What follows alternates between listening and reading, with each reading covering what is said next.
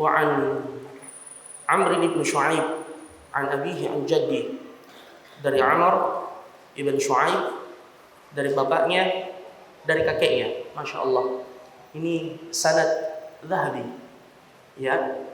Jadi dari Amr ibn Shu'aib, dia meriwayatkan dari bapaknya itu meriwayatkan dari kakeknya, dan kakeknya Amr ibn As radhiyallahu anhu. Qala, beliau berkata, Rasulullah sallallahu alaihi wasallam bersabda, "Kul, makanlah, washrab, minumlah, walbas, dan berpakaianlah, watasaddaq, dan bersedekahlah, fi ghairi sarafin wala makhyalah, tanpa berlebih-lebihan dan tanpa kesombongan." Masya Allah ikhwani, andaikan kita mau mengikuti petunjuk Nabi sallallahu alaihi wasallam dalam segala kondisi dan keadaan kita, maka kita tidak akan mendapatkan musibah atau ujian berupa penyakit, insya Allah. Ya, karena kehidupan Nabi sallallahu alaihi wasallam itu bitawazun. Dan salah seorang tabibul Arab di zaman Nabi, walaupun dia tidak sempat masuk Islam, yang bernama Al-Harith ibn Kalada. Ya, dia ini tabibul Arab. Dia banyak bersama dengan Nabi bermusyawarah tentang obat-obatan orang-orang Arab. Walaupun wallahu alam dia tidak sempat memeluk agama Islam, tapi Nabi banyak mengambil faidah dari dia. Ada perkataan yang masyhur, dia berkata, al-ma'idatu ra'sud da' wal himyatu ra'sud dawa. Perut, al-ma'idah adalah ra'sud da', sumber segala penyakit. Wal himyah, al-himyah biasa diartikan dengan diet, ya, atau bersifat pertengahan ketika makan, sebagaimana tuntunan Nabi, ra'sud dawa, itulah inti pengobatan yang sebenarnya, ya, itulah inti pengobatan yang sebenarnya. Ya, makanya Nabi sallallahu alaihi wasallam dalam hadis ini menyuruh kita untuk tidak berlebih-lebihan. Dan Allah Subhanahu wa taala berfirman dalam Al-Qur'an, wa kulu washrabu wa la tusrifu, innallaha la yuhibbul musrifin. Makanlah dan minumlah, tapi jangan kalian berlebih-lebihan. Allah tidak senang kepada orang yang makan atau yang melakukan perbuatan berlebih-lebihan. Dan ukurannya telah disebutkan oleh Nabi kita Muhammad sallallahu alaihi wasallam, dan ini juga butuh ta'wid, butuh pembiasaan. Dan kalau kita mengerjakan ini sebenarnya itu merehatkan kita, meringankan dan menyenangkan kita. Karena inilah pola hidup yang sehat. Nabi SAW menyebutkan dalam hadis, bihasab ibni Adam al-luqaimat yuqimna sulbahu. Hendaknya cukup bagi anak cucu Adam itu beberapa suap, yuqimna sulbahu, yang bisa minimal menegakkan punggungnya.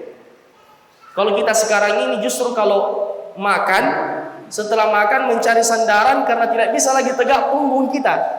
Terbalik. Nabi mengatakan kalau tidak mampu, mau lebih dari itu, minimal thuluthul li ta'amihi, sepertiga untuk makannya, wa thuluthul li syarabihi, sepertiga untuk minumnya, wa thuluthul li nafasihi, dan sepertiga untuk bernafas. Walaupun sekali-sekali tidak mengapa lebih dari itu. Sebagaimana yang dijelaskan oleh Imam Ibnul Qayyim rahimahullah ketika beliau mensyarah hadis yang mana Rasulullah pernah memberikan susu kepada Abu Hurairah. Setelah beliau minum, Nabi berkata, "Zid ya Abahir, zid ya Abahir." Tambah Abu Hurairah, tambah Abu Hurairah. Dia minum terus. Nabi berkata, "Zid ya Abahir," tambah terus, tambah. Akhirnya Abu Hurairah mengatakan, "Walladzi ba'atsaka bil haqq ma ajidu lahu maslakan." Demi yang mengutusmu dengan kebenaran ya Rasulullah, saya tidak mendapati lagi tempat di dalam perut saya. Dari sini Ibnu Qayyim mengatakan tidak mengapa sekali-sekali, tapi kita ini justru berkali-kali. Ya. Sallallahu alaihi wa afiyah wa yurdana ila dinihi raddan jamila. Baik. Ukuran berlebih-lebihan ikhwani dijelaskan misalnya dalam membeli sesuatu, baik makanan, minuman atau apa saja. Kita dilarang untuk berlebih-lebihan. Umar mengatakan cukup seseorang itu dikatakan berlebih-lebihan ketika dia membeli semua yang dia mau. Ini ukurannya. Cukup seseorang dikatakan berlebih-lebihan ketika dia membeli semua yang dia mau. Jangan mentang-mentang Anda banyak duit, Anda membeli semua yang Anda mau. Makanya gunakan kaidah beli yang Anda butuhkan, jangan beli yang Anda inginkan, tapi yang Anda butuhkan.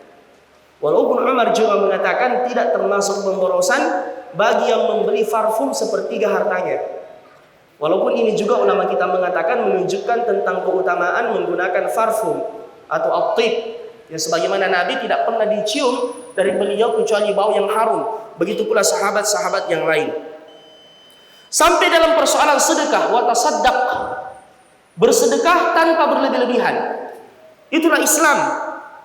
Dan dalam sifat ibadur rahman disebutkan walladzina idza anfaqu lam yusrifu wa lam yaqturu wa kana baina dzalika qawama. Yaitu seseorang yang kalau dia berinfak dia tidak yusrifu, berlebih-lebihan, walam yakturu, tapi juga tidak terlalu kikir, pertengahan. Ya, jangan terlalu basah nanti Anda diperas. Jangan juga terlalu kikir, ya nanti Anda dicela orang. Makanya Allah mengatakan wala taj'al yadaka maghlulatan ila 'unuqika wala tabsutha kullal bast fataq'uda maluman mahsura. Jangan engkau menjadikan tanganmu terbelenggu di belakang leher. Ini kiasan kekikiran. Jangan juga membentangkannya semua, memberikan apa yang kau miliki, fataq'uda maluman mahsura. Engkau akan menjadi seseorang yang dicela dan juga engkau akan menyesal dengan apa yang kau lakukan. Maka Islam agama pertengahan, menyuruh kita bersedekah tapi dilarang untuk berlebih-lebihan. Bahkan Nabi berkata kepada Mu'adz, wa iyyaka wa qara'ima amwalihim. Jangan kau mengambil wahai Mu'adz harta yang paling mereka cintai. Sampai di dalam bersedekah juga, lihat yang kita sedekahkan. Jangan menyedekahkan sesuatu yang bisa membuat orang yang menerima sedekah itu sakit hatinya. Seperti apa? Allah mengatakan, wala tayammamul khabitha minhu tunfiquna walastum biakhidhi illa an tuqnudu fi. Wala tayammamul khabitha, jangan kau sengaja memilih hartamu yang buruk. Wala tayammamul khabitha minhu tunfiqun. Dan dari harta yang paling buruk itu yang kalian sedekahkan. Itu menyakiti orang yang menerima. Makanan sudah nanti bau-bau basi baru dia kasih orang. Ya, pakaiannya sudah tidak layak pakai baru dia kasih orang. Hendaknya tidak seperti itu. Berikan yang layak dikonsumsi, yang layak untuk digunakan. Karena kalau tidak kita menyakiti hati dan perasaannya, dan itu dilarang di dalam agama kita. Baik, mungkin ada yang bertanya seperti ini, Ustaz, kita dilarang untuk berlebih-lebihan. Dan tadi ada hadisnya jangan bersedekah dengan harta yang terbaik. Tapi bukankah di dalam Al-Quran Allah Subhanahu wa ta'ala berfirman, lan tanalul birra hatta tunfiqu mimma tuhibbun. Kalian tidak akan mendapatkan kebaikan sampai kalian menginfakkan yang paling kalian senangi. Ya. Jadi mungkin ada yang mengatakan bagaimana memadukan antara hadis tadi dan ayat tadi dengan firman Allah ini yang terdapat dalam surah apa? Anak-anak santri, lan tanalul birra hatta tunfiqu mimma tuhibbun. Surah apa ini, Nak? Ali Imran, awal juz keberapa?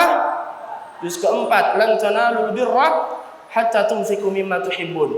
Baik, secara singkat saya jawab.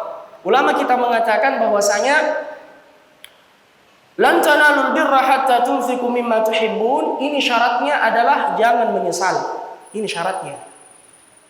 Kalau keimanan kita sudah seperti Abu Bakar As-Siddiq radhiyallahu anhu dalam peristiwa ketika Nabi menyuruh sahabat untuk bersedekah, Umar kemudian berkata, hari ini saya akan kalahkan Abu Bakar.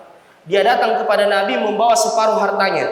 Bayangkan, dia kumpul semua hartanya, Umar, dia bagi dua, dia bawa seperduanya di hadapan Nabi. Nabi bergembira melihatnya. Nabi bertanya, apa yang kau sisakan untuk keluargamu? Dia berkata, masih ada separuhnya ya Rasulullah. Tidak lama kemudian datang Abu Bakar As-Siddiq dengan membawa seluruh hartanya. Subhanallah, Umar lihat.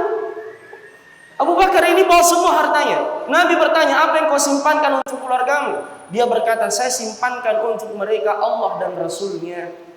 Apa kata Umar? Memang ini orang tidak bisa saya kalah dalam kebaikan. Ini kalau kita bisa seperti Abu Bakar. Jangan kita mentang-mentang dengar ayat dan kisah ini langsung disedekahkan semua, besok menyesal. Ya. Coba, ya, baru kita menyesal belakangan. Ini yang dilarang. Ya, jadi subhanallah, Allah Maha tahu kondisi dan keadaan hamba-hambanya. Atau takwil yang kedua, tafsir yang kedua dari ayat ini, bukan berarti Anda mengumpulkan semua harta atau setiap saat melakukan yang seperti itu. Dan ini dicontohkan oleh sahabat yang mulia Ibnu Umar. Ibnu Umar, di antara makanan yang beliau sukai adalah sukar, gula. Ya, gula. Wallahu alam bagaimana bentuknya, mungkin beliau biasa makan itu gula. Pernah suatu hari beliau sengaja ke pasar beli sebungkus gula, kemudian beliau berikan kepada fakir miskin. Orang kemudian berkata, "Ya Ibnu Umar, mengapa engkau tidak kasih duit saja dia? Itu lebih bermanfaat bagi dia." Ibnu Umar kemudian berkata, "Betul, itu bisa saya lakukan dan mungkin lebih bermanfaat bagi dia. Tapi Allah mengatakan, lan tanalul birra hatta tunfiqu mimma tuhibbun." Kau tidak mendapatkan kebaikan sampai engkau menginfakkan apa yang paling kau cintai. Dan saya sangat suka makan gula, makanya sengaja saya beli gula dan saya kasih orang. Jadi coba antum tes ini hari minimalnya sekali dalam seumur hidup kita, atau kalau tidak berat setiap saat. Misalnya, apa makanan kesukaan antum? Antum akhi, apa makanan kesukaan antum? Gado-gado. Besok beli gado-gado yang komplit sahih. Ini pengamalan ayat ini. Beli gado-gado yang komplit.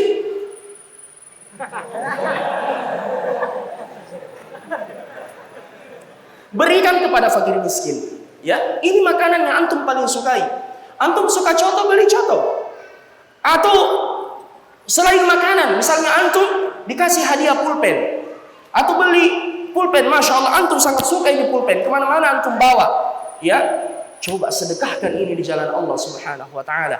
Ada baju andalan antum, ini baju andalan saya ini, masya Allah, ini yang paling saya sukai, sedekahkan.